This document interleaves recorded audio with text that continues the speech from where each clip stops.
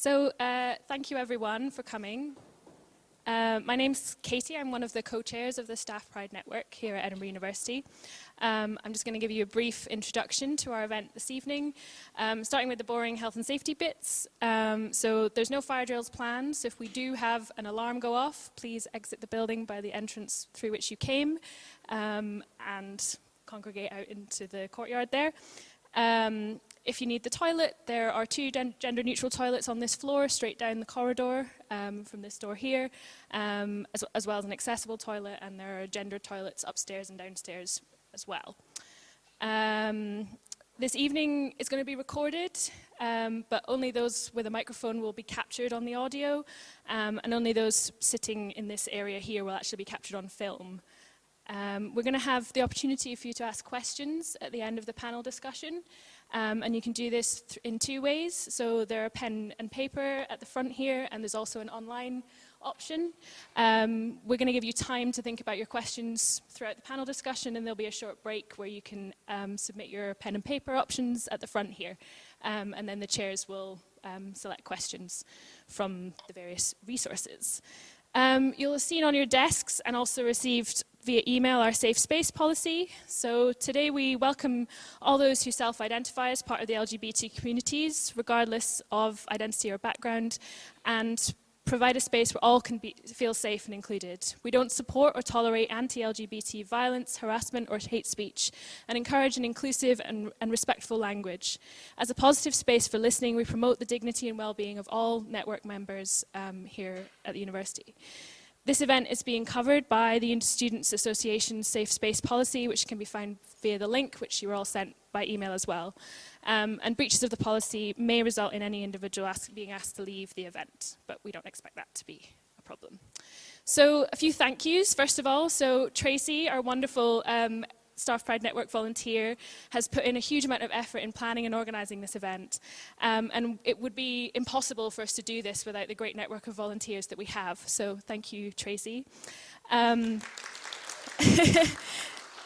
She and I will be on hand to support the chairs throughout the panel if we have any technical problems, and Robbie as well, who's been really brilliant putting together the slides that we have today and supporting us with all the technical stuff. So thank you, Robbie.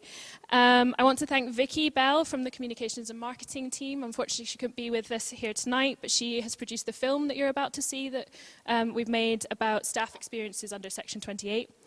I want to acknowledge my fellow co-chair, Jonathan Mcbride, who's been entirely instrumental in planning and implementing this event. He painstakingly transcribed the videos so that we have subtitles, and he's sadly unable to join us tonight because he's having knee surgery, and part of the reason why we're recording it is because he's getting serious FOMO that he's not here. I want to thank our wonderful chairs who will properly introduce themselves. So Sharon and Elliot, thank you for giving up your time today. And our panelists, Sarah, Levi, and Hazel, for taking time out of their busy schedules as students and organising PrideSoc events during LGBT History Month. And then also Cara from LGBT Youth for making room for our event on what is already a very busy calendar for LGBT youth. Finally, I want to highlight how valuable it is to have the contribution from people who are sharing their lived experience. And I encourage the audience to be particularly mindful of this when they're thinking about the questions they want to ask. So it takes a lot of energy and courage to share the things that you're going to hear this evening, particularly in a room full of strangers. Some of the topics discussed may be challenging and sensitive, and we hope that this is an opportunity to share experience and expertise and look forward to how we can learn from history to make a better, more inclusive future for everyone. Hi, I'm Jonathan Mcbride. I'm one of the co-chairs of the Staff Pride Network for LGBT+ colleagues and allies at the University of Edinburgh. Thank you for coming. I'm sorry I can't be there. I hope you enjoy this event as much as I've been looking forward to it. I went to school during Section 28, Clause 2A. I first remember getting called gay and gaylord, whatever that is, in primary school. I had no idea then what that meant, and it seems like the other kids knew and I didn't, it turns out. there was nothing in primary school, nothing in my grammar school as to what gay was. I didn't know a single LGBT plus person. I didn't have any supportive teachers. It wasn't until just before I was 18 that I heard about someone at school who was gay, and I knew them. And after quite a while, I phoned him up and said,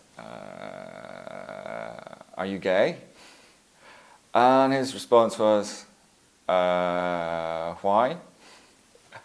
And I said, "Because I might be." And we talked and so on. But nobody at my school knew, and I didn't know anyone else at school. Then, just last year, I went to Dunfermline High School during LGBT History Month for a Fife Schools Day. It was a Sunday. My co-chair Rosie and I went up, and there were teachers there with students, pupils, kids, identifying in every letter and being confident and being able to talk about it, some of them quieter than others. But that was just incredible to imagine that now, to imagine being at school, the difference. Yeah? Things are good, things are much better for me now. But I can only imagine how much better it might have been if Section 28, Clause 2A had never been put into action. It was 2001 that I finished high school, at which point Section 28 was still in force in England and Wales, even though Clause 2A had become released in Scotland. When I was at school, I didn't know that people like me existed. I went to a Catholic school. Gay was an insult, and even though there were some LGBT plus people in my family, it was never to be talked about.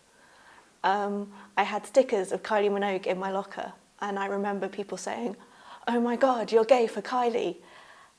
And I thought, I kind of am, but I didn't know what to do with that because I was told that bisexual people didn't exist. They needed to pick a side, and I was at a Catholic high school, my family was super Catholic, so I picked men. And I thought that was my only option, and that was me for a very long time. I've only been able to come out for the second time quite recently, and to see the number of people my age who had that same experience of thinking that they weren't allowed to be attracted to women and men or anyone in between, but they had to pick a side,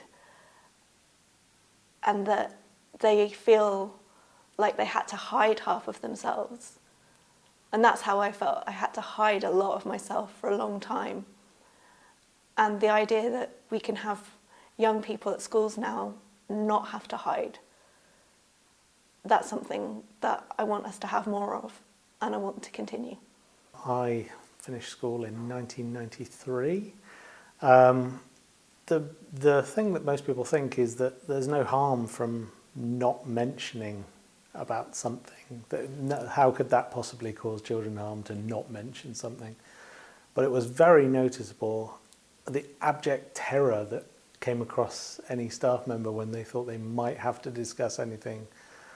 And it wasn't just being gay, it was the fact that we had one instance where someone brought in a condom, and the terror across our tutor's face when he had to try and explain to us why we shouldn't possibly touch a condom, but didn't really seem to want to mention anything about any sort of sexual transmission or anything. He was just terrified of the whole thing and just treated condoms like they were something hideous that we should never go near, and even though they probably should have been telling us about that.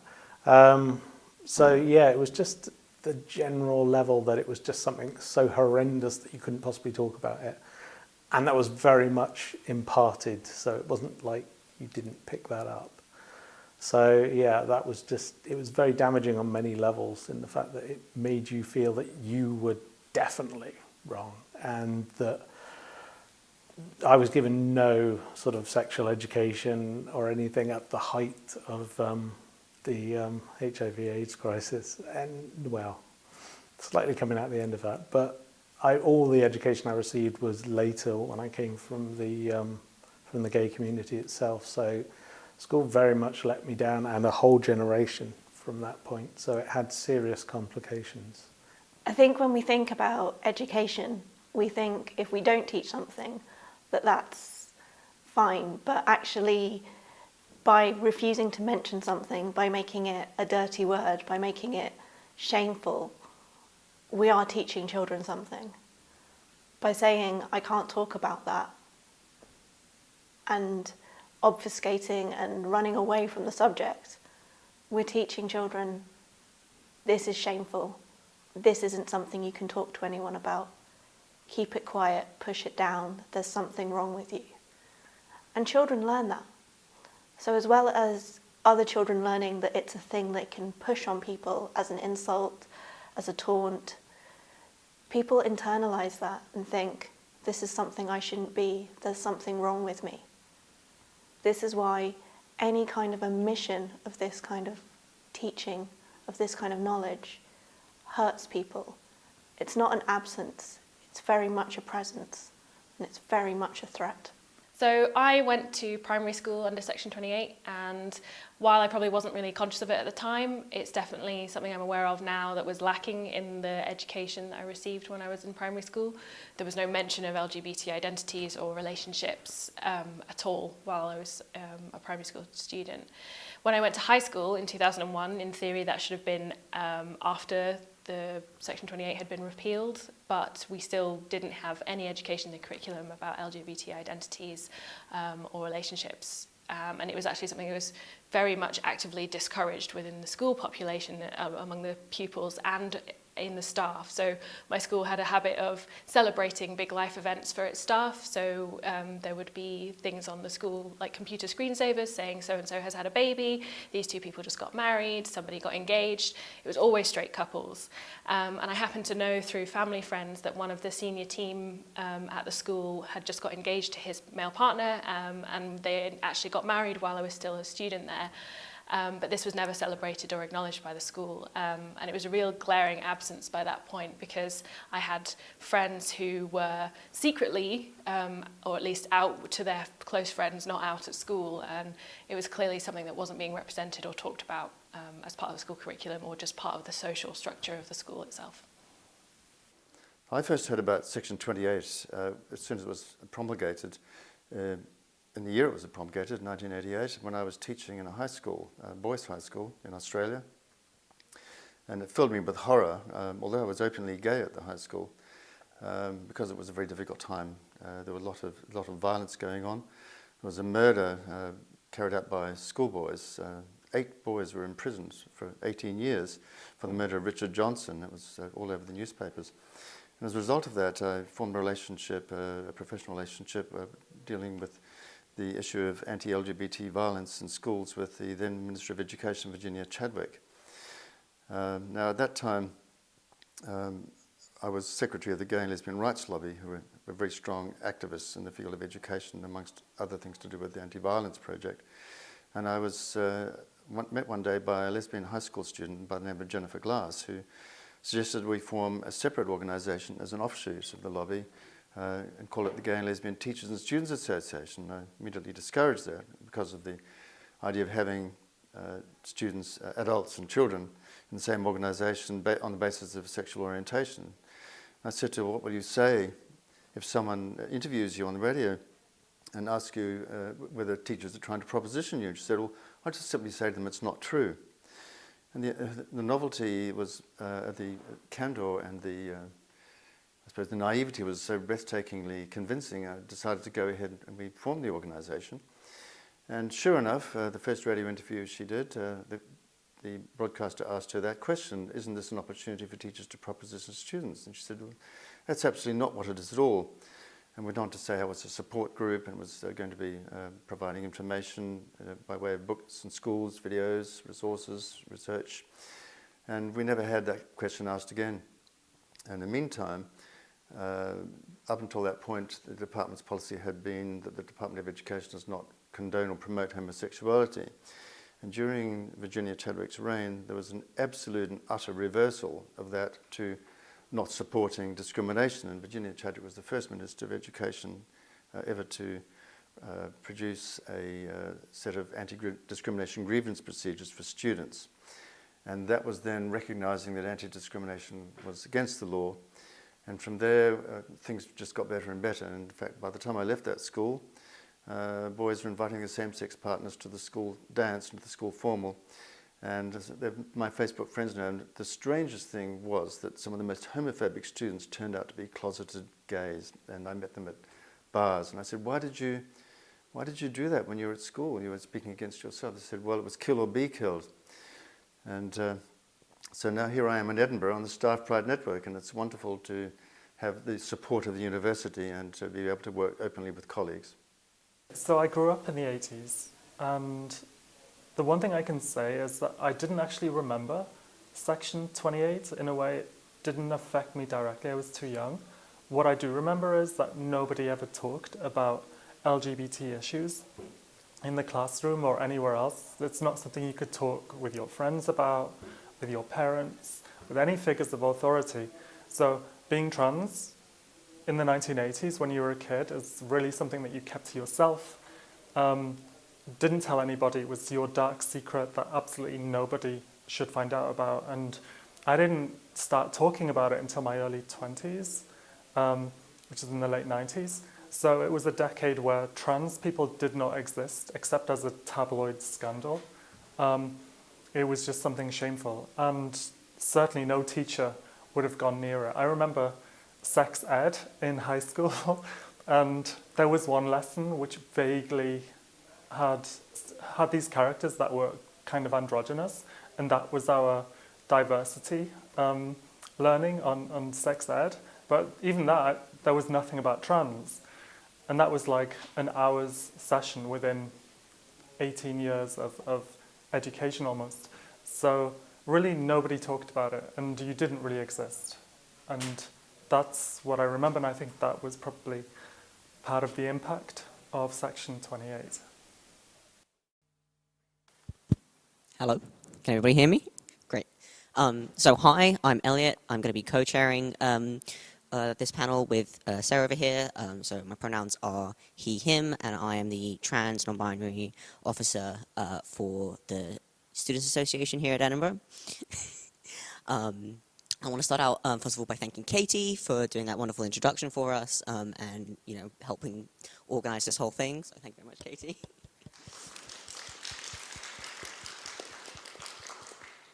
So we've got two sets of questions, one on the impact of Section 28 and then one more on treatment of trans kids in schools today. But before I get to that, I figured I'd go down the line and let everybody introduce themselves and talk about how they were impacted by Section 28, if they were, and anything else you want to share. So Levi, do you want to start?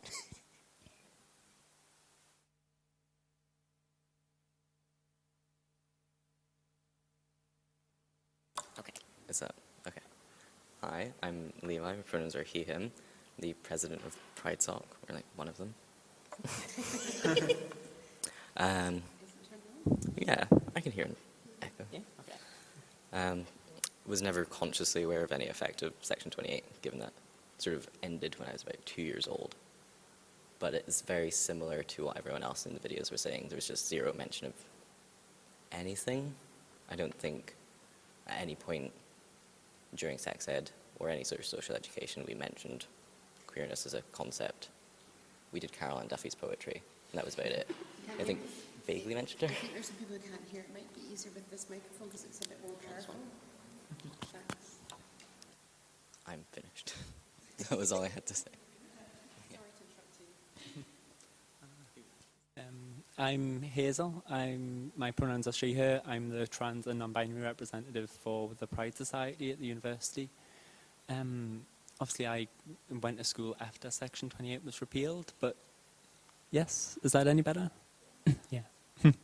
But I went to a Catholic school, primary and secondary, so sex ed, even straight sex ed, was very lacking, and in fact non-existent, never mind gay sex ed or queer sex ed. In fact, several of the religious teachers at the school made several comments on fairly common occasions that gay students would go to hell, and the trans students weren't treated much better, let's say.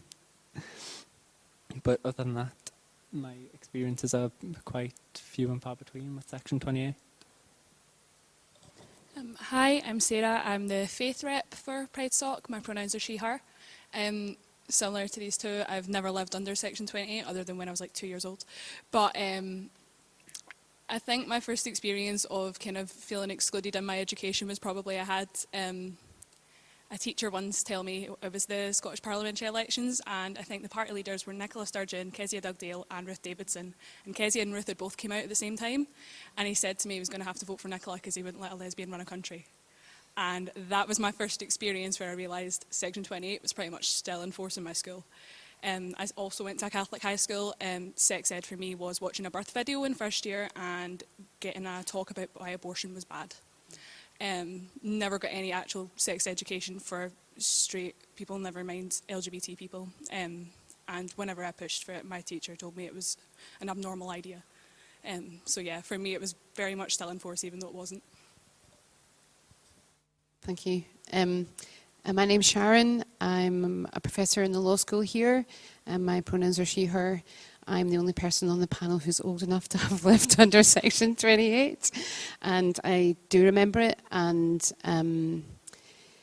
my first girlfriend was a teacher at my school, not while she was a teacher at the school, or while I was a pupil at school, and she wasn't out to anyone.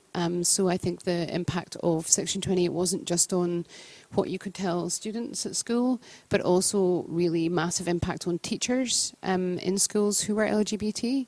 And I think that had a massive impact on people for years to come. She did not come out. In fact, she's not teaching anymore. I don't think she ever came out in her teaching career. So that kind of chilling effect, as it might be called, had a massive impact on people for a long time, even after Section 28 was repealed, or Section Clause 2A. But I do remember also not having any sex ed at school other than sperm and egg in a petri dish drawings, and nothing about LGBT education, or even out with biology or sex ed classes. We weren't called that actually at the time. It was just never mentioned. And the teachers in the school who were either out or weren't out but were suspected to be gay were definitely vilified by students, and there was a sense of non-acceptance in the school. So that was a real tangible feeling that I can still touch, if you like. And I would hope that it's different in schools now. I know that not all schools are as keen to teach LGBT education, as I'm sure you probably know better than I do. But I think from conversations that I had with another partner who was a teacher, I don't really date teachers, by the way, she worked in Portobello High School, and I think for example, is a really great school for teaching about LGBT stuff. They have school groups of students that is facilitated by staff, and I know not all schools do that, but I do think it probably is a different environment, a different situation for young people now than it would have been when I was at school. So. Hello, my name is Cara Spence. I work for LGBT Scotland. So I've worked for LGBT Scotland for 15 years. I technically was alive during Section 28, but I don't remember it significantly affecting me until I came to work at LGBT Scotland. And I remember I'd been doing youth work in schools in Wester Hailes and in areas and where we basically went into schools and did work around drugs and alcohol and sexual health. And then I got this job at LGBT Scotland, and I was like, why are we not working in schools, guys? This is really important stuff. And so I had to get to grips with current social attitudes of that time. So the first school I remember going into, and this is 4 years after Section 28 was repealed, I remember that there was a lot of barriers in place in the sense that, first of all, we were only allowed to work with 6 years because it was a sensitive subject. On top of that, there was a real nervousness about us even being there. There was a health fair. Where lots of organisations were brought in to have stalls, so we were allowed to have a fair in the have a stall in this school, and the headmaster caught wind of it. And when the headmaster came out, he basically frog marched us out of the entire school in front of all the other sector partners, because he was horrified that we were promoting homosexuality, talking about sex, and of course that was not what we were trying to do at all. But that legacy of Section 28 was still really clear after, 4 years after the legislation was repealed. And the bit that I think was really interesting, I was at a Parliament event on Tuesday, is that there was a huge campaign to keep the clause of Section 28. That loads of money went into it. It was very well funded, and the Scottish Parliament took the decision in 2002 to repeal that and to be ahead of the game and actually do the right thing. But actually, more than 1 million people signed a public petition to keep that bit of legislation. That is unbelievable. It was headed up by the Daily Mail. So that. Is that right? So headed up by the Daily Mail, and so you got to think. So they repealed the legislation, but we still had a lot of work to do to win hearts and minds. So it wasn't the government led the way in repealing this legislation, and that sent a really strong message. But there was still a lot of work to do for us to be able to go into schools and for people to even listen to us. So that took a lot of work. But anyway, so my name's Cara. I describe myself as a feminist, proud bisexual, and absolutely a trans ally.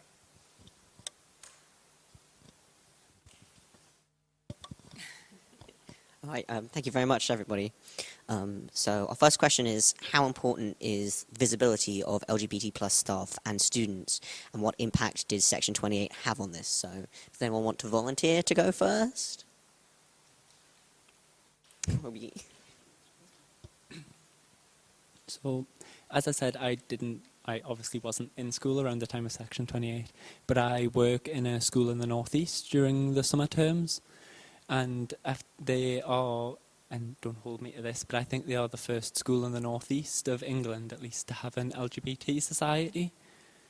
And after speaking to several of the staff there during work, one of them is pansexual, and was speaking to me that this was the first school he'd worked at in 20 years that had allowed him to be openly out at school and to openly discuss his sexuality with the students. And being involved with their LGBT network and talking to the kids, it was so apparent to me that they found it so helpful to have staff that they could go to who related to their experiences, and that the staff weren't or didn't have to be scared of talking to the kids about those experiences makes such a massive difference. And I know I would have loved it if I was in school and I had that sort of experience or that sort of model to look up to. I think, like, in my personal experience, I had a lot of big disagreements with my teachers, like encouraging inclusive education. And I mean, I took it straight to my head teacher, did a national article, just totally called them out because I was fed up with it, to put it lightly. I got pulled up by my head teacher for it. Like, I had tons of disagreements, and even my guidance teacher was like, "Oh, but Sarah, we're inclusive. We've never been homophobic." I'm like, "Yeah, but you've never mentioned gay people either." And I think if I'd have had someone in the staff team who I knew was like a solid, like, knew what I was going through, knew what I was wanting, understood the situation, I think that would have made such a difference to my school experience, because I was pushing for things that really weren't that crazy. I was asking for an LGBT group and some inclusive education. Like, that's actually a norm in a lot of high schools now, and even now my old school still doesn't have that, and I left 2 years ago. And I think having that staff, like a staff member that was openly out, because we had some suspicions, but I never want to assume. I think if a staff member, I can understand why a staff member wouldn't come out with management like that, but I think it would have made a big difference for us campaigning for things if we'd have had that kind of solid link in the staff team. So just after, when I came out and sort of went to see one of my guidance teachers, he told me that there were quite a few students he knew of who had come out immediately after leaving high school and had never sort of dared to do it whilst they were there. So I was quite impressed that I had gone for it all of a sudden. But the year after I left school, so I came out in my 6th year, and then sort of had a gap year, I got a call one day from the school, and as soon as they didn't mention my sister, I knew, there's another trans kid. They want me to talk to them.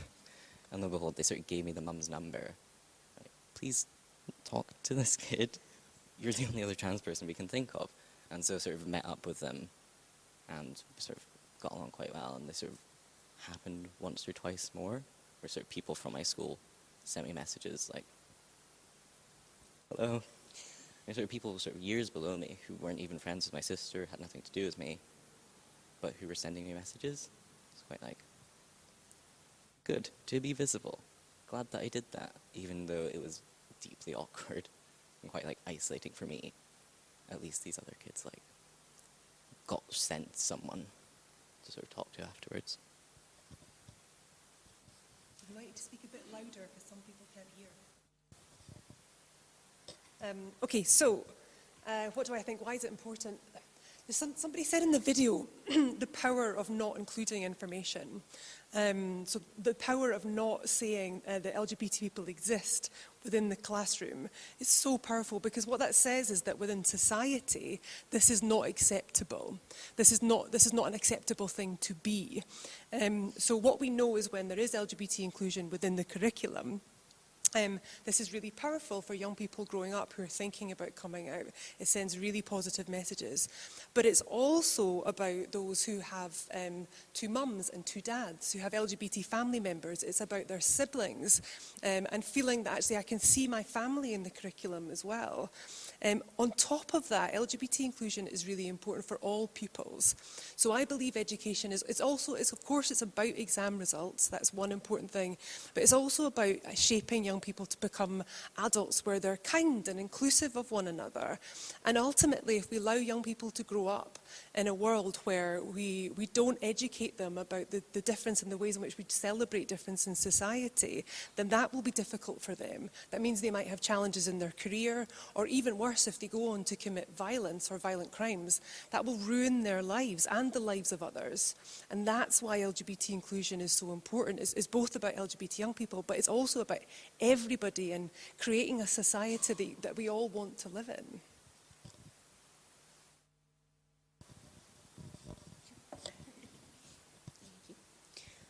Okay, so why is it important for LGBT schools to provide education about LGBT issues? I feel like we covered this one a little bit in the previous one, but does anyone have anything to add, or? No? Okay, we can move on then.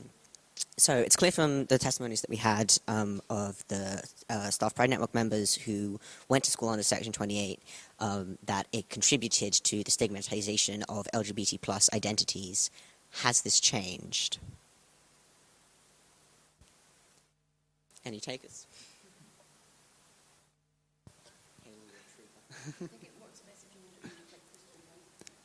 Yeah. Can everyone hear us? Is that any better? Sorry. I'd say it's changed a bit, but I mean, I went to a Catholic school again, so it hasn't probably changed as much as it could have.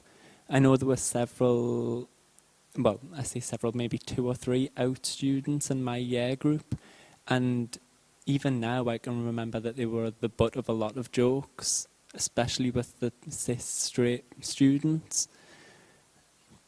And I have all the respect for them in the world to come out at that age and to deal with all of that, but they shouldn't have had to. And I think having that representation would have prevented that by making the other students more aware of the issue, I guess, and helping them deal with their own sort of ingrained biases on the issue. Well, it is still sort of terrible. It's still very bad. So even from, I was quite blessed with a relatively chill group of people. I went to a very small school, so we've all known each other since we were about 3 or 4. So it wasn't very bad for bullying, because it's quite hard to do that when you're all in a small village. But from listening to my sister talk about what her friends had said after I left school and after I'd come out, they're horrible. Like, those little ratty, horrible children who are saying really just surprisingly backward things about gender for people who are sort of 4 years younger than me. It's a sort of strange backpedaling, despite the sort of school seeming to get a bit more progressive, a bit more open. The sort of lack of any actual education put in place really takes its toll. You can really see in the younger years it's not getting better. People aren't learning anything else. And it's just like, sad to listen to my sister have to talk about it. I don't know, I think it varies from school to school. I definitely think, having gone to a Catholic school, that the limits and guidelines put on Catholic schools especially, I mean, I feel it in Scotland, I don't know how it is in other places, but I know that the guidelines they have mean that they perhaps are a bit afraid to teach stuff. I know my head teacher's excuse was, but Catholic parents, they're scared, and I'm like, no, they're not. Half of them have gay family members, like... But I don't know, like, I know my younger cousin had a really positive experience. Half her friend group, she's in first year in high school, and half her friend group is out. Like, my grandpa just casually mentioned how she had a girlfriend. I'm like, she's 11 and she has a girlfriend. Oh my, like, it was groundbreaking for me. Because, like, when I was 11, I was, like, bi-curious. Like, that was my title for myself. I was just figuring that out, and I was out to about 3 people as bi-curious. But yeah, no, I don't know. I think it depends, because like I know people who are in other schools who have done really well, but it's sad to watch that progress happen while you're just sat there on your Todd with Section 28 pretty much still in place in your school. Yeah, I don't know. It depends on the teachers that are in schools as well, because some of them still have the same staff that were in when Section 28 was in place, and a couple of young teachers can really change some stuff because they have different training and they have different ideas. Which I don't know, I guess the same can't be said for schools that have had the same staff for years and have massive student bodies.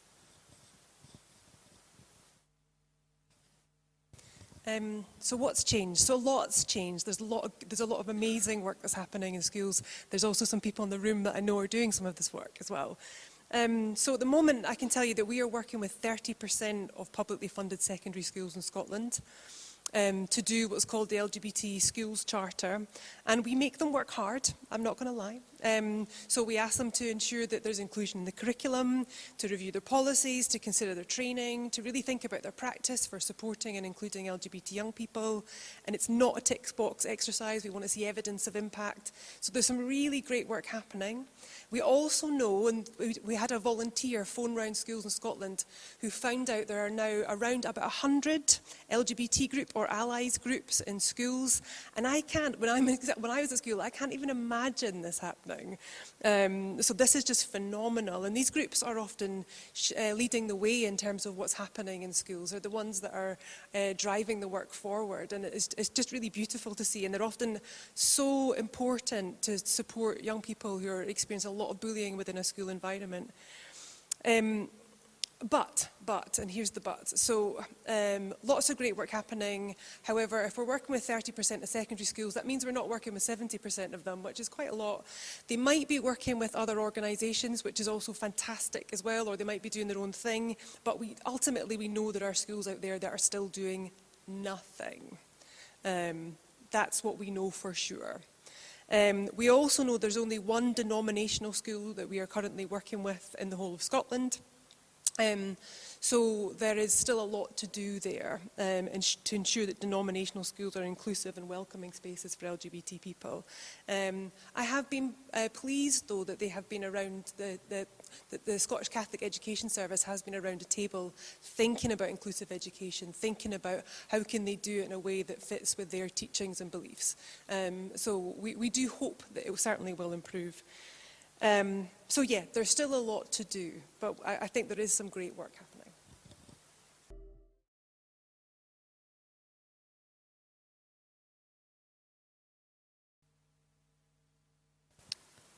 Okay, so I think from that video it's quite clear that trans people or trans children in schools could do with a great deal more support. So I'll start off by asking who should be involved in developing strategies for supporting young trans people in schools? Should it be parents? Should it be teachers? Should it be the government? Should it be charity organisations like LGBT Youth Scotland? Do you want to...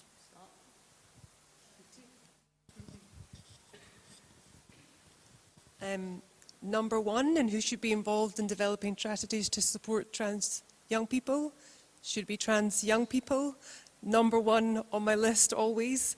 I strongly believe that if you are thinking about developing a strategy to support a group of marginalised individuals, you need to put them at the heart of your decision making. That's so important, and even today I wouldn't go on the panel unless I knew there was trans people represented on the panel. If we're talking about trans rights, our role is to amplify their voices, not to speak on their behalf, although it feels a bit weird because I'm kind of speaking on their behalf. So that's most important. And in terms of I can tell you how we developed our guidance in supporting trans young people in school. First of all, we started off with some focus groups with trans young people. We then spoke to parents of trans young people to get their views. We spoke to teachers who had supported trans young people. We spoke to people who had expertise, who could write content, so they knew about education, they knew about children's rights. So we gathered these people in a room who could write content for us, and then lastly we took it to Education Scotland and got some final thoughts on that. So yeah, we did a lot. We had a lot of thoughts on who should be involved, but number one has to be trans young people.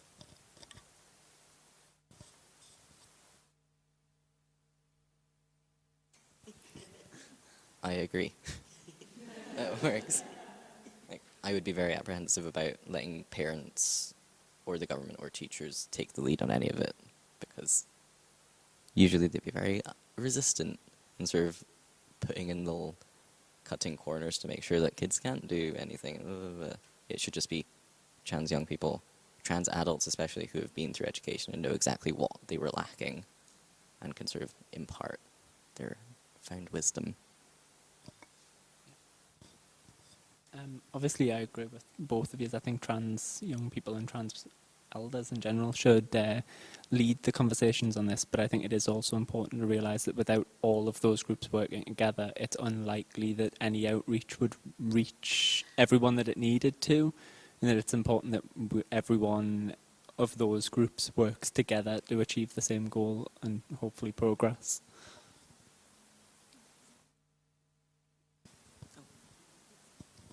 I wanted to sort of follow that up a little bit by saying like that must be very tricky though, getting all of those groups to work together, in the sense that there might be people pulling in different directions, and it's hard to keep everyone working positively together for the same kind of outcome. We only just have to look at what was going on down south around the parents who were demonstrating outside the school because they were doing LGBT education in the school. So obviously there were parents there who weren't happy about that. But the school's job is to try to take everyone with them and try to change people's minds and try to make a programme for education that does involve everyone. And that must be just really, really hard. I can't imagine how hard that must be. I mean, I've got lots of thoughts. So in terms of involving everyone, your job is to try and bring them with you. I always feel slightly uncomfortable at the thought of like everybody gets to decide the fate of a minority group. Sometimes you do need to set up a group of brave individuals who are allies and get it, you know. So there's that. In terms of parental rights, I think it's a really interesting one in terms of supporting trans young people in schools. There can be some pushes and pulls about, you know, what's the right thing to do. And that can be really difficult for schools in order to navigate and negotiate what's the right thing to do. We always say that whatever a decision a teacher makes, it should be in the best interests of the child. And that should be the thing that guides their thinking. That's a children's rights approach. However, at the end of the day, in reality, there's very few decisions are made about children under 16 that don't involve parents. It's very unlikely. That is the reality of working in schools right now. So it would have to be something that was particularly serious to discard the views of parents entirely. And also parents have rights. You know, you don't necessarily want to work against parents. You want to bring them with you.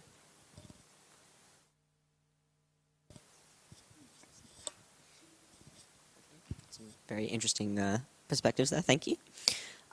So on a more sort of practical basis, what steps can schools take that would make the school environment more inclusive for trans young people?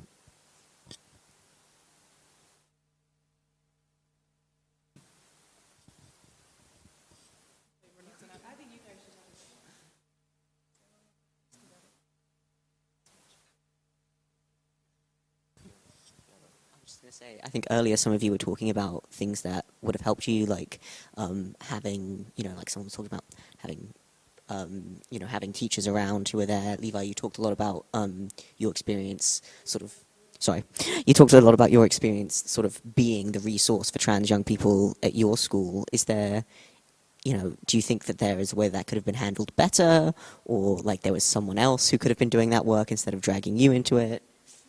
I think the main issue I found with my school was general apathy and a sort of lack of helping. Like, no one really stood in my way when I asked to sort of change names and registers, but no one tried hard. No one sort of really put the effort in to get my name right at any time. And it was sort of very isolating because it was obviously just me who was having this issue in front of a whole class full of people every single day for a year, and it was terrifying and horrible. And when I sort of started an LGBT group in my school, it lived and died with me. No one did anything else with it once I left. I've not heard anything else about it.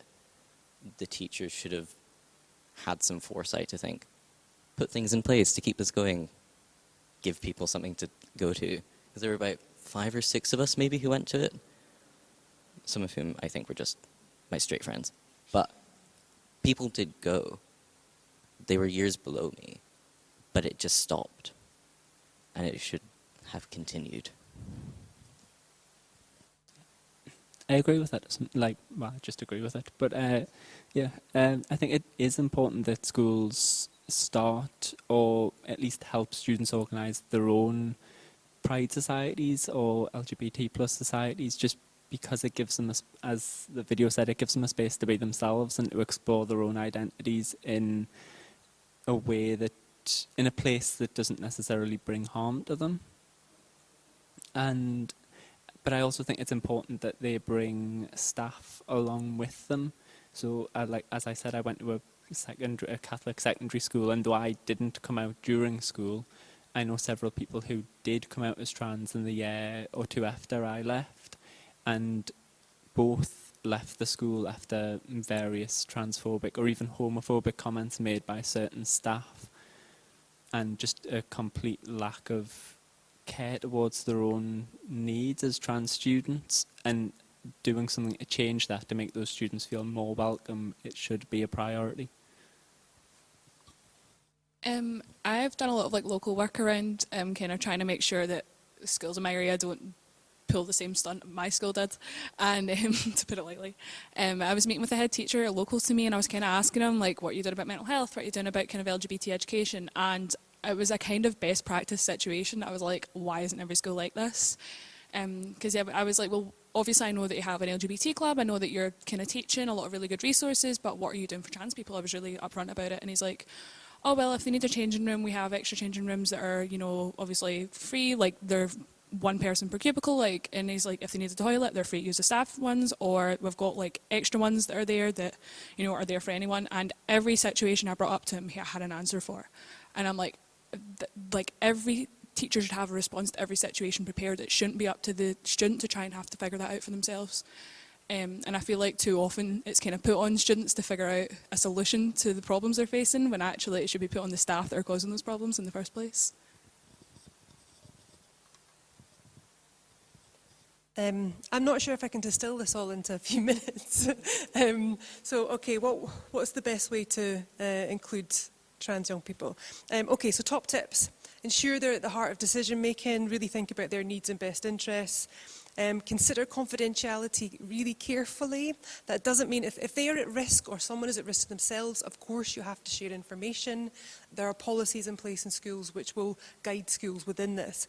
But many people in this room will know that being outed, it can be a really traumatizing experience. So unless a trans person is at risk, we do encourage people not to out them. Teachers can get kind of hypothetical information from colleagues without sharing every personal detail about a trans young person. And of course, if big decisions need to be made, if names need to be changed on school registers, of course you'll need to involve parents at this kind of point, because we have to explain to young people they will get letters sent home, so they are going to have to be involved at some point, guys. What else? I do strongly believe that trans young people should be allowed to use the facilities that align with their gender identity. It's kind of the whole point of being transgender, is to be recognised as your true gender. But don't assume that's necessarily what trans people want as well, because they might not. A lot of trans young people aren't ready for that and don't necessarily want that anyway. What else? In terms of making inclusive environments, don't needlessly gender things that don't need to be. And I don't mean that we should wipe out gender in its entirety. Of course, that exists. But do school uniforms need to be so ridiculously gendered, and could there be more options? Do you need to line people up as boys and girls? Is that the best way to organise a classroom? Having policies that are clear about what staff do, that means that you'll hopefully stop trans people getting bullied by staff, because there are occasions when that can happen. Having visible things on display within your classroom so that people feel welcome and included, because we know that LGBT young people leave school because they don't necessarily feel like it's a place for them. So it's not just about getting bullied, it's just about saying this place isn't for me. I don't recognise myself here. And staff training is key. Leadership from senior management, people who are bought in and get it. All of that's so important in terms of LGBT inclusion.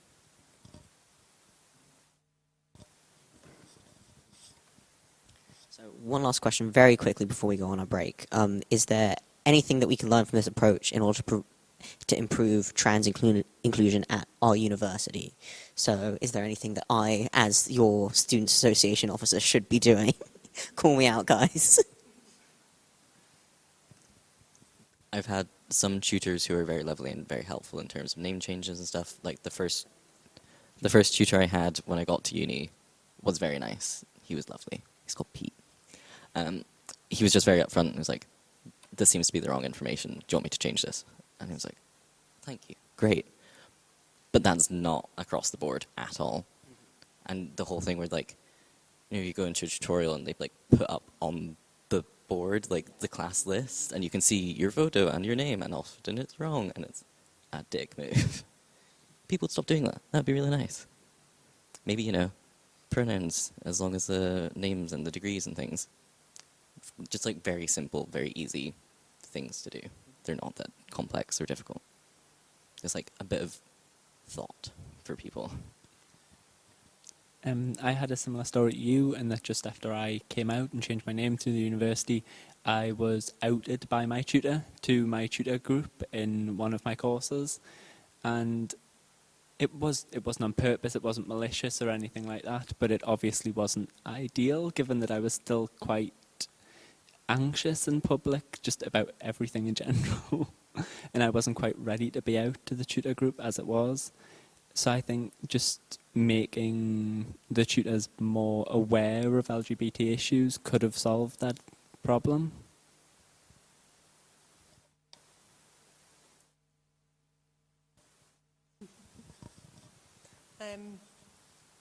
I suppose if I think about uni, similar to schools, similar messages apply. Like making sure that all the teaching staff are trained effectively, and that the environment's inclusive. Do you have posters up when we come in, and that you can feel that this is a place for you? And and people making assumptions about your gender, all those kind of things, trying to unpick that a little bit, and trying to get as many people to, and not just for students to be leading the way, but as many staff to get on board with this as possible, and understand your situation. So.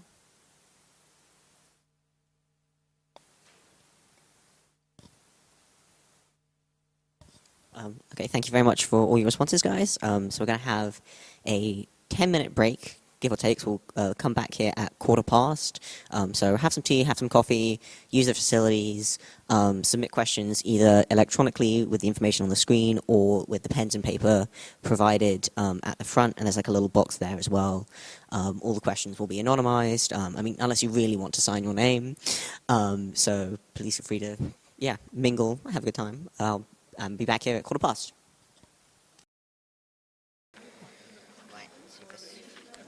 Hello? Can anybody hear me? Great. Oh, okay. Is this... Can some people at the back hear? Is it too echoey? What's We're trying a new microphone. This one's better? Great. Fantastic. I think it's at full volume. Okay. So a couple things. First of all, we have like 22 questions. We do not have time to answer all of your questions. I'm really sorry. We might look at answering some of them at a later date in a written format to be posted online, but we might not. February's a very busy month. I'm not going to lie to you.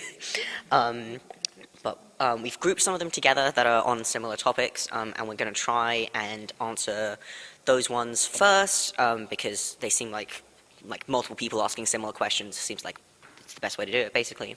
Also, just a quick one on photographs. The panelists have agreed to be filmed by Staff Pride Network for Staff Pride Network purposes. If you have taken photographs, we'd ask that you don't distribute them outside of the event, and also don't take any more, please. Okay, great. So let's start with the first question. So this is questions that we've kind of grouped together. What do you think could be done in Catholic schools in particular to help combat homophobia? Anyone want to start?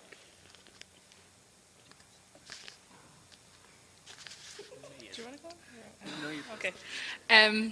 Oh, this is such a funky mic. I thought it was a cup when you were holding it, and I was like, you started talking into it. I was like, okay. Everyone's just supposed to throw at lectures, which is I never have fun lectures like that. It's not fun. You have to do it in front of the whole lecture. Yeah. Yeah, but it's like a cup mic.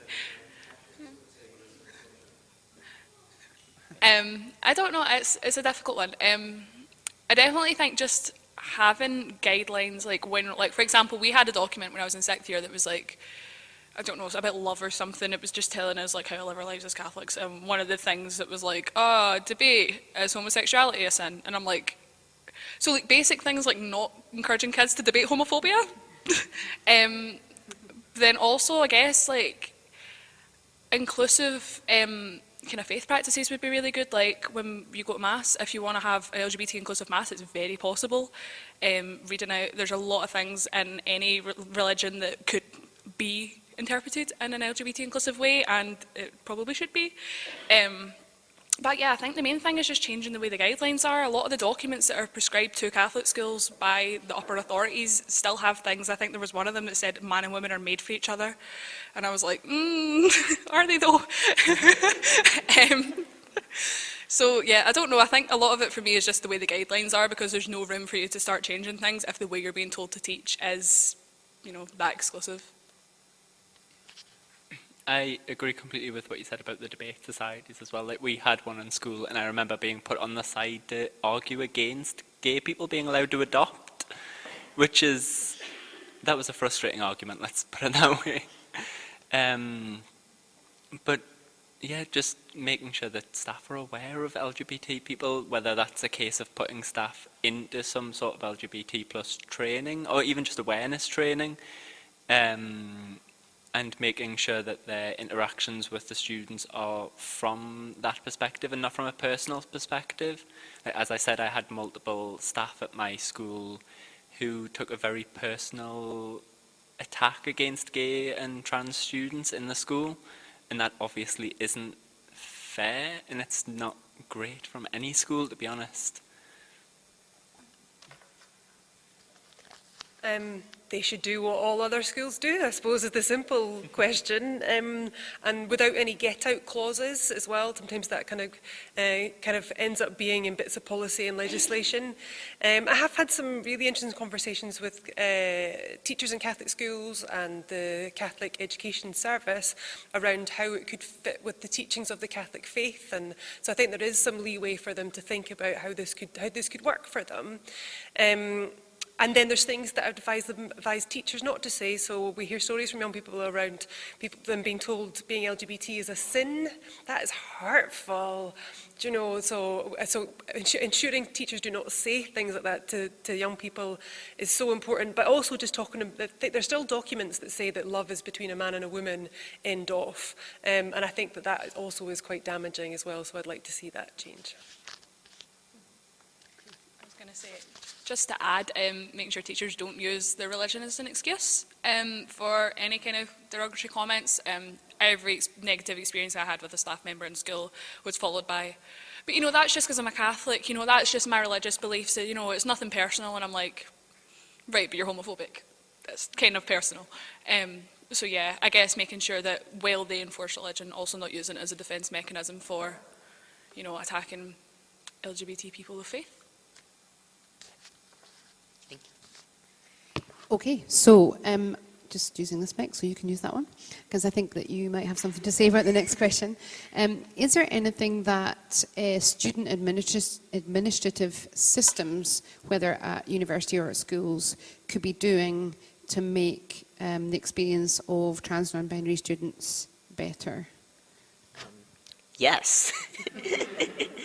So one of the things that I'm trying to work on right now is the student records at the university, because the way that it works is you have a centralized student record system, and that's pretty good in terms of being able to change your preferred first name really easily and your gender marker fairly easily, but then the way that gets filtered out to individual colleges and schools and down into individual departments, you know, it ends up that information is quite frequently out of date, and so you get situations where, like, I changed my information on Euclid months ago, and yet here I am sitting in an exam hall staring at my dead name. Like, that's not a fun way to start an exam.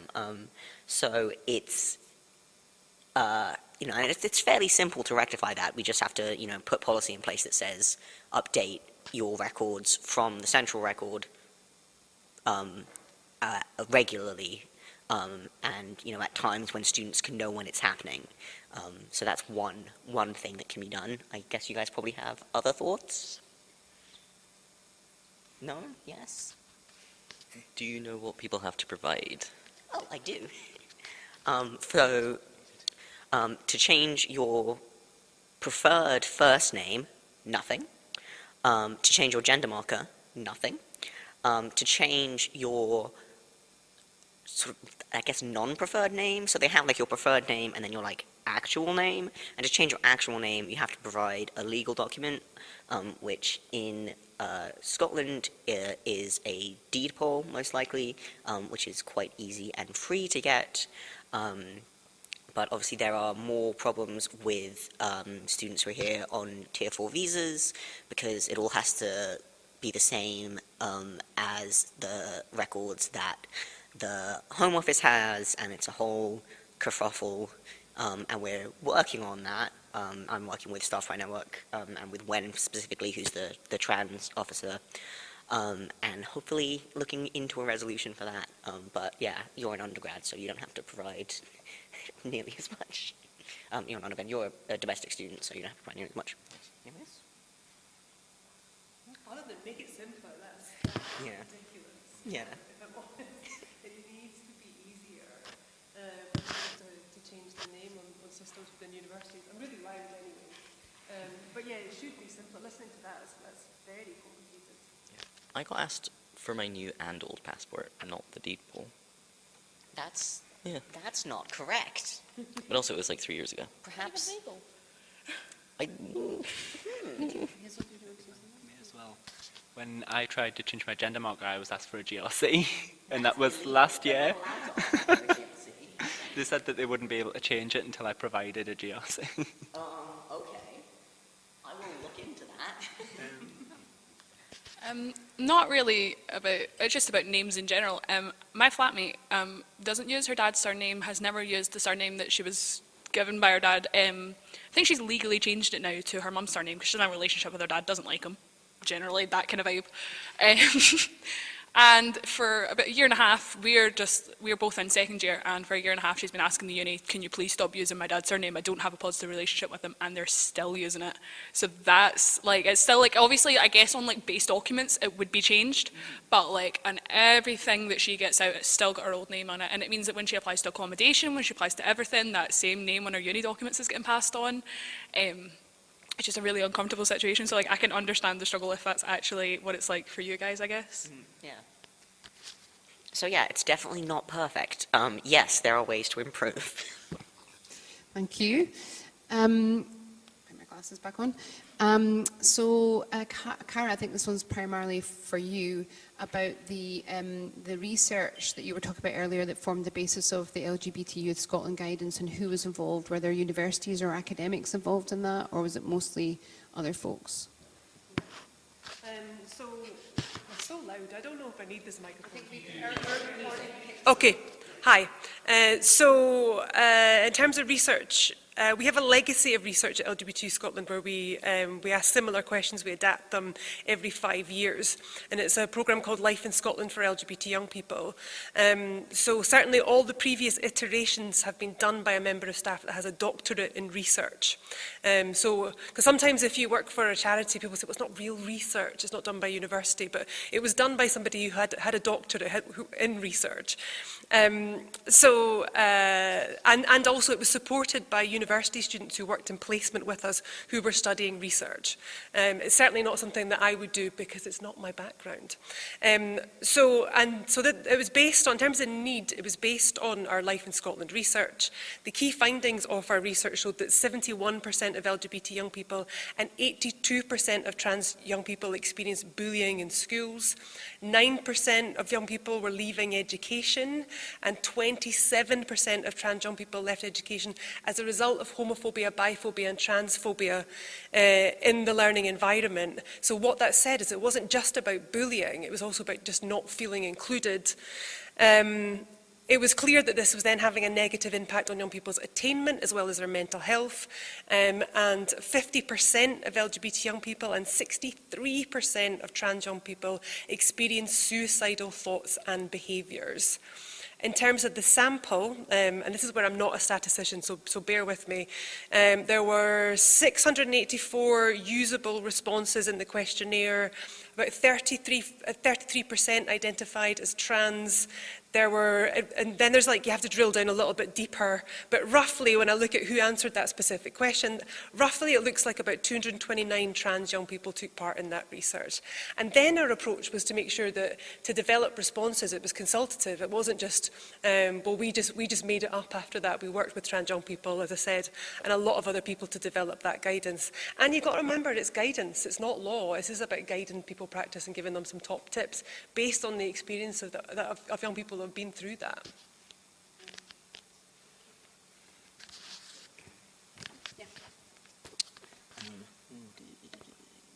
Yeah, I'll just read the whole thing. My school was terrible in acknowledging, never mind educating students about LGBT plus existence or issues. It was never mentioned until, at the end of my final year, 2 incredible NHS nurses arrived and gave a talk about consent, toxic relationships, and sex ed. They heavily included LGBT plus representation in their talk. Acknowledging the stress the NHS is already under, to what extent do you believe that the NHS should be involved in LGBT plus education in schools? It should be.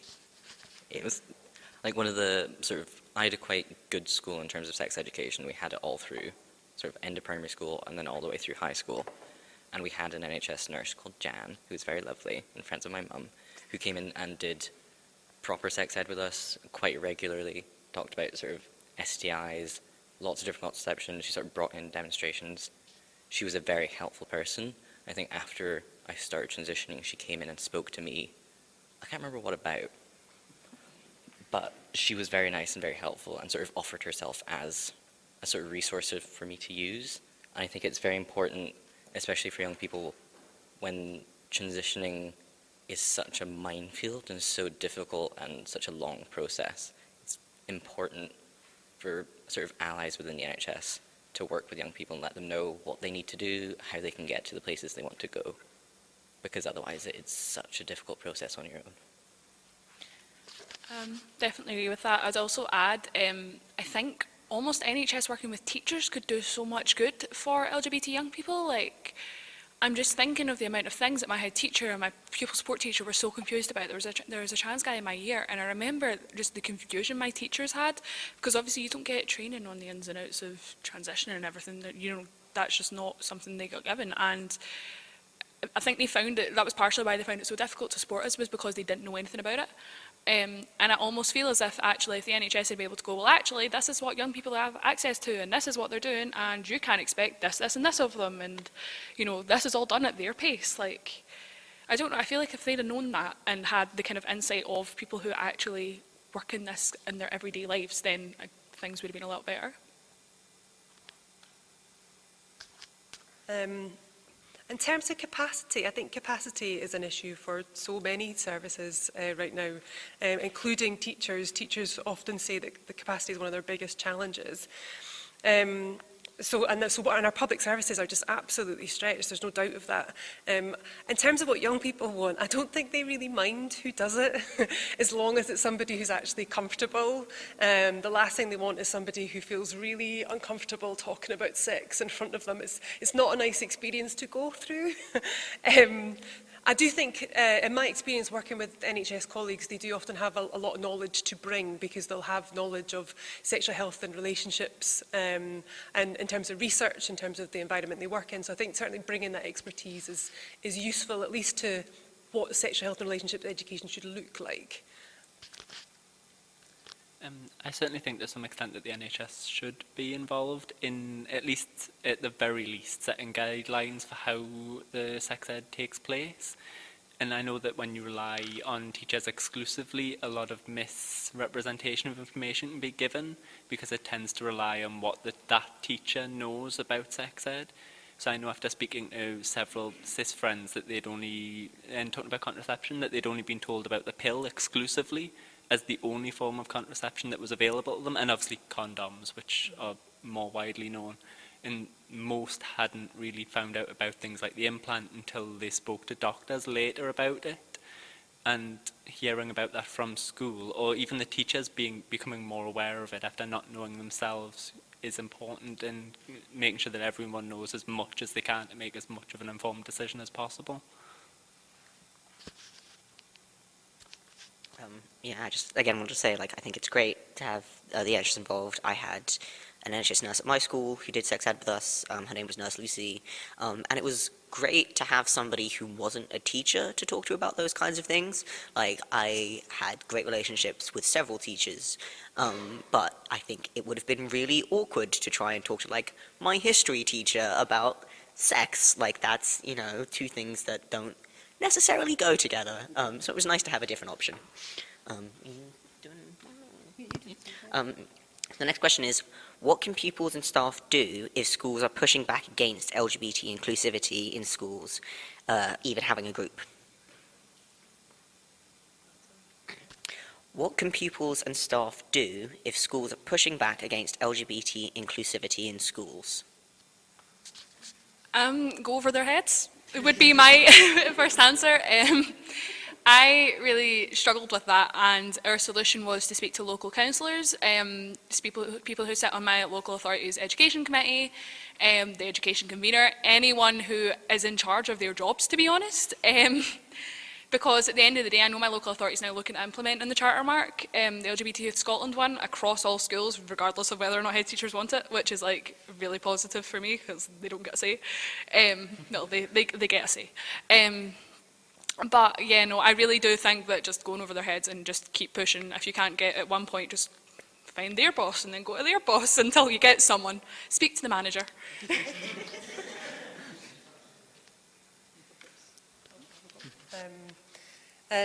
Before you go over their heads, you might want to do this first, because that's like your last resort.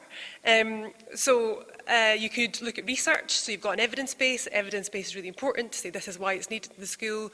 You could consult with other pupils to find out what they're saying, because some people go, it's not happening in our school though, and then you can be like, well, actually this is an issue here. You could talk about your own situation to see if you could draw out a bit of empathy as well, because empathy is quite powerful. Also, what's quite interesting about our charter at the moment is schools do like a bit of competition, so you can be like, oh, this school next to you has done the charter. That kind of works as well. So those, I do that first before you go over their head and complain about them, because they might not speak to you, do you know? I did that after I left. Well done. Okay, so this question is about, in the 1980s, Section 28 would have been mostly about lesbian and gay sexuality and not so much about transgender, because I don't think we were even using LGBT acronyms at that time.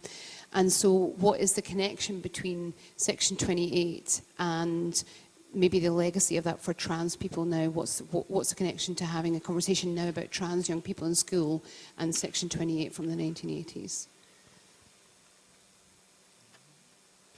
Just off the bat, trans people are also gay sometimes, so that's an issue.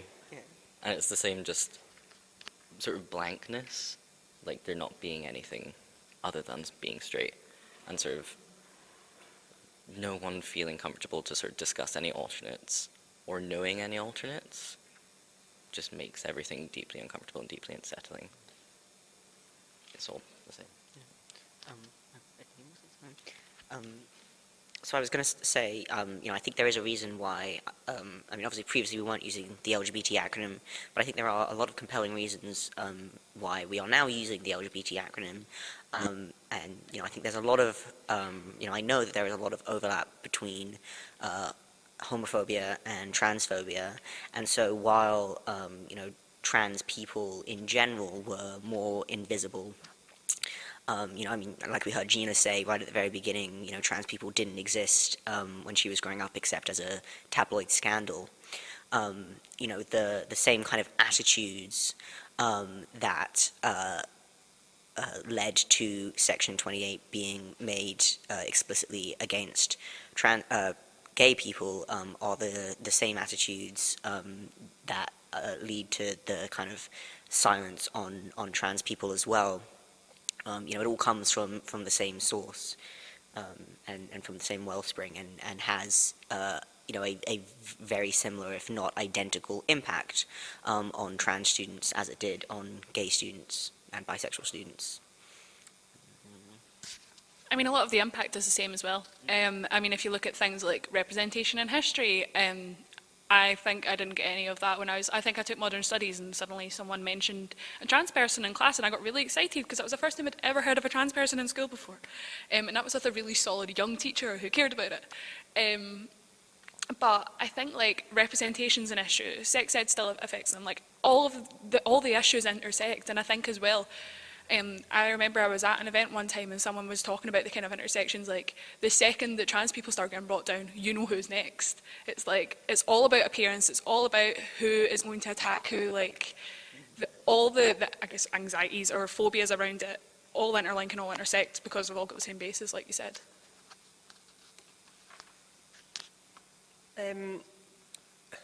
The connections. Some people could say there isn't a connection because it was about homosexuality, but I think there's an overlap that's quite interesting. One of the things that someone said to me in Parliament was that Patrick Harvey had said that he was the legacy of Section 28 as a campaigner, which I thought was quite interesting, because I'm going to read out the words that Margaret Thatcher said. Margaret Thatcher said, "Children who need to be taught the traditional moral values are being taught of an inalienable right to be gay." That become Margaret Thatcher, I do apologise. Of all of those children are being cheated of a sound start in life. That's right, cheated. That's what Margaret Thatcher said at a Conservative Party conference. And what that did is it made people angry. It still makes me angry today when I hear it. But it did spark a generation of activists who went on to support and include LGBT young people more broadly, and recognising the overlaps between LGBT identities. So. And on a darker side, I think at the moment there are messages that are really similar out there that were around Section 28. The message of think about the children, we need to think about the children, is really is becoming really common within the media in terms of our work. And I find, and what young people were talking to me about was that they find that really bizarre because they don't feel that that think about the children is about saying, don't think about, you're not allowed to think about us though. Don't think about us at all, think about everybody else. And often it's not about young people. So yeah, so there's similar echoes and messages of Section 28 that are about trans young people now, certainly. Okay, so wait, let me find it on the computer screen.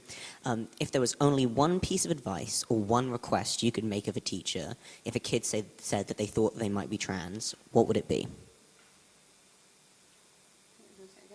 So if there was one request you could make or one piece of advice that you would give to a teacher in the situation where a student had come to them and said, I think I might be trans, what would you say to that teacher? Listen to the kid. A combination of having patience and doing your own research and sort of asking the kid what research they would like them to do and sort of what ways the child wants help. To not outright deny the child's experience. I know when I've came out to a few people, their first reaction is to tell me that I'm wrong, and that is very damaging to your relationship with the person, especially. Not really ideal. I like the point that a young person made in the film, and it was be kind, see me as a human being. Do you know, and if and that's a really simple message for everybody, just to show a little bit of kindness and listen.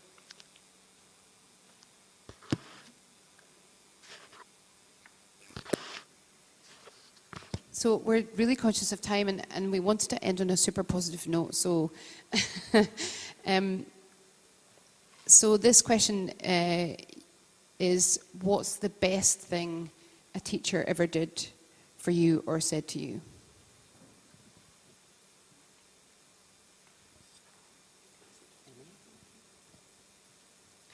So my best experience with a teacher in secondary school was actually my history teacher, Dr. Fawkes. And he was this, like, he never explicitly came out to us, but, like, he was very kind of flamboyant in a very specific way, and it was kind of obvious.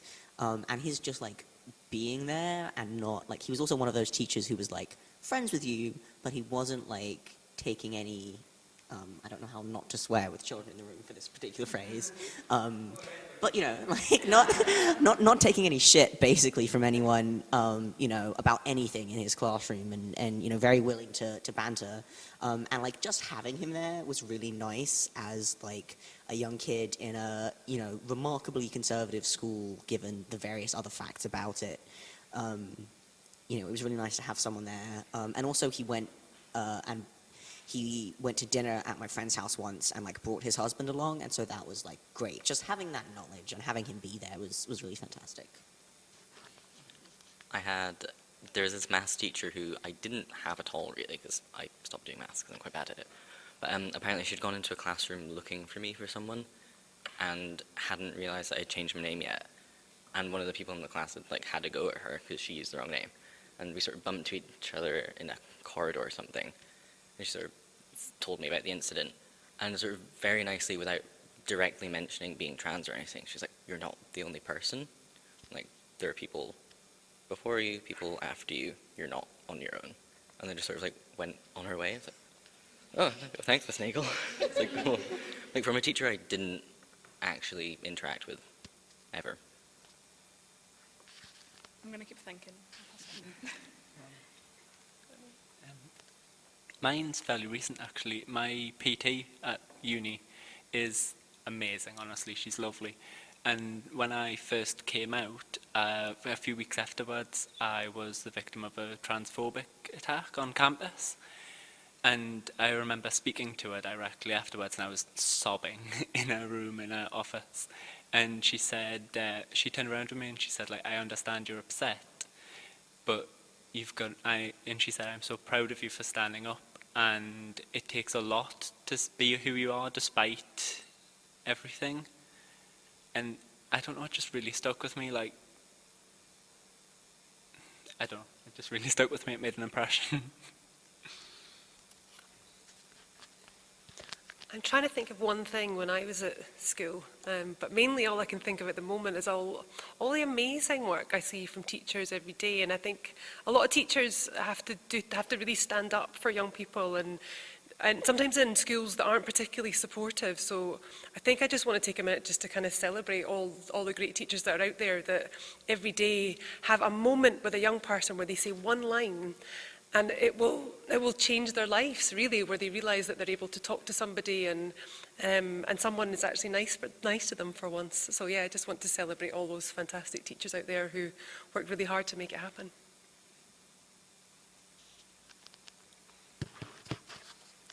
I guess one that's not so much a nice moment, because I had lots of little nice moments with teachers. I can't really single one out. Like, none of them were really related to my identity or anything, but my teachers were pretty nice, the ones that weren't homophobic. But I guess the most kind of impactful one for me was, it was my head of department for RE, actually. She was an absolute, I didn't like her when I started school, to say the least, but I did my higher RMPS with her, and she became one of my favourite teachers. Because I remember I was like a right wee like debate type in school. I'd always like challenge teachers. They'd be like, are you a homophobe? I'd like just be like right at them. And I remember I kind of pulled that stunt with her one time, and she was like, and then she actually just went in a full conversation with me about how actually you can be LGBT and have a faith. And it's probably one of the only times I've actually been in a faith setting where someone said that to me, and that was a head of department challenging my head teacher almost on what faith meant. I don't know, that kind of meant a lot to me, because I think if it wasn't for her, I probably would have abandoned religion a long time ago.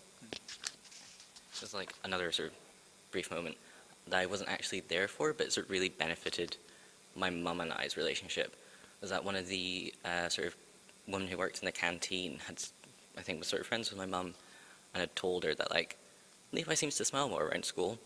And I think that was a big moment for my mum, where she's like, maybe this isn't such a bad development after all. My kid's actually smiling at school. Thanks very much for that. I'm going to let you wrap everything up, but I just wanted to say that we had 27 questions in the end, and I think we just took 6 there. So I'm really sorry if your question wasn't answered. Maybe we could try and put together some written answers for some of the ones, because there were definitely overlaps between certain questions as well. And also, there was someone who wanted some advice about theatre work, and whoever that person was, can you come and speak to me afterwards? Okay, thanks. Well, I'd like to thank all of the panellists for being here today. I'd also like to thank Sarah for coming. Oh, geez, I'm going to see. Bless you. Oh, fantastic timing my nose has. Yeah, I'd like to thank all the panellists. I'd like to thank you for co-hosting with me, Katie and Robert, and all of the people in the Staff Pride Network who helped put it together, and also all of you guys for coming and making this event a success. We have the room for another 5 minutes, so if you want to, 5 minutes. So if you want to grab another cup of tea, steal some biscuits, and yeah, thank you all so much for coming. Thanks.